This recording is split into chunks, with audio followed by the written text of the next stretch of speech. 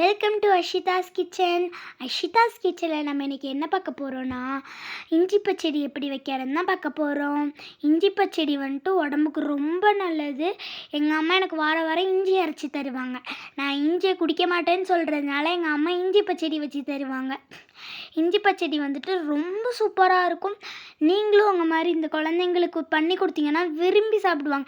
இது வந்துட்டு எங்கள் அம்மா எனக்கு வாரம் வச்சு தருவாங்க. இஞ்சி குடிக்காட்டி தோசைக்கு, அதுக்கப்புறம் இட்லிக்கு இதெல்லாம் வச்சு தொட்டு சாப்பிட்டாலே நம்மளுக்கு எச்சி ஊற அடுத்து சாப்பிட்ணுன்னு தோன்ற மாதிரி. ஏன்னா நான் சாப்பிட்டேனால தான் சொல்கிறேன். சூப்பராக இருக்கும் இந்த காம்பினேஷன். இது வந்துட்டு மோர் குழம்புக்கு வந்துட்டு பிசைஞ்சு சாப்பிட்டா சூப்பராக இருக்கும். இது பொருட்கள் என்னெல்லாம் வாங்க பார்க்கலாம்.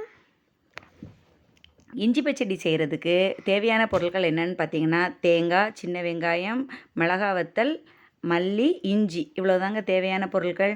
இப்போது ஃபஸ்ட்டு ஒரு கடாயை வச்சுட்டு எண்ணெய் ஊற்றி மிளகா வத்தலை நல்லா வறுத்து எடுத்துக்கலாங்க. மிளகா வத்தல் வறுத்ததுக்கப்புறம் அதோட கொஞ்சம் கொத்தமல்லியும் போட்டு நல்லா வறுத்துக்கலாம். இது ரெண்டும் வறுத்ததுக்கப்புறம் கொஞ்சம் தேங்காய் போட்டு நல்லா வறுத்து எடுத்துக்கலாங்க.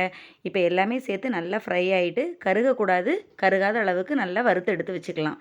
இப்போ பார்த்தீங்கன்னா இது மூணுமே நல்லா வறுத்துட்டு இப்போ தனியாக அது ஒரு இதில் மாற்றி வச்சுக்கலாம். இப்போ கொஞ்சமாக எண்ணெய் விட்டு இஞ்சியை குட்டி குட்டியாக கட் பண்ணி வச்சுருக்கோம் பாருங்கள், அதையும் நல்லா வறுத்து எடுத்துக்கலாம். அதுவும் கருகக்கூடாது, கருகாத அளவுக்கு நல்லா வறுத்து எடுத்துக்கலாம்.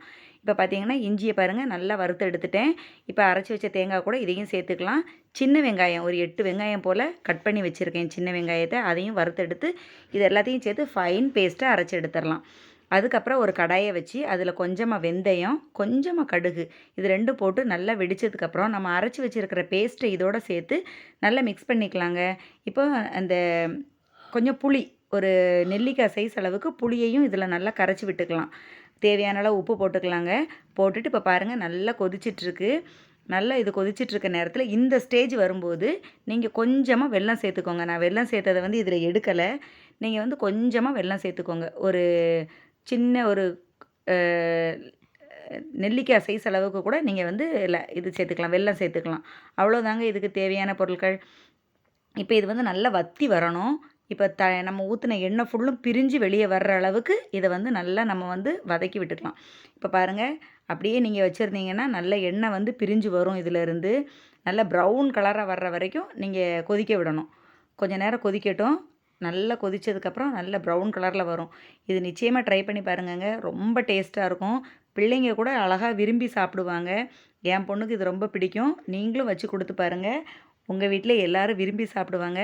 மோர் குழம்புக்கு இது செம்ம காம்பினேஷனாக இருக்குங்க. மோர் குழம்பு, இஞ்சி பச்சடி வச்சு சாப்பிடலாம். இட்லி, தோசை, சப்பாத்தி எல்லாத்துக்கும் கூட இது பொருத்தமாக இருக்குங்க.